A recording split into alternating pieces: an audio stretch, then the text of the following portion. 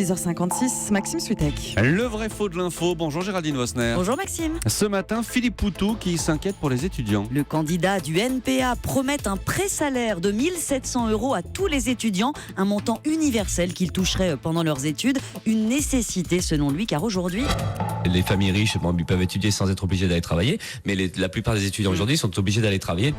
La plupart des étudiants aujourd'hui sont obligés d'aller travailler, c'est vrai ou c'est faux ? C'est faux, Maxime. Ce que confirme le dernier baromètre des conditions de vie des étudiants. En 2016, 46% d'entre eux, des 2,5 millions d'étudiants, ont travaillé, c'est vrai.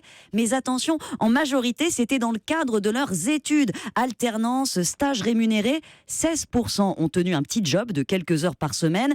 Et moins d'un étudiant sur 10 considère que son travail est entré en conflit avec ses études. Ce sont ces 9% d'étudiants qui travaillent au-delà du mi-temps. Pour eux, c'est un vrai problème, mais non, la plupart des étudiants ne sont pas acculés et leur situation financière s'est même améliorée depuis 2013. Ils sont moins nombreux à estimer manquer d'argent. Leurs aides, bourses, aides au logement ont un peu augmenté. Ceux qui travaillent en tirent 740 € par mois en moyenne. Et on imagine que ce sont souvent les enfants des familles les plus défavorisés. Alors, étrangement, Maxime, non. Là, bon. c'est l'INSEE, l'enquête sur les étudiants, qui nous éclaire. Les enfants d'ouvriers et d'employés sont plus nombreux en alternance parce qu'ils font davantage d'études professionnalisantes, mais moins nombreux à avoir des petits jobs que les enfants de cadres, 9% contre 12%. En fait, la vraie différence, elle se fait dans l'aide familiale. C'est vrai que les enfants de familles aisées sont beaucoup plus aidés par leurs parents, qui leur donnent 2,5 fois de plus par mois que les autres, en moyenne quand même.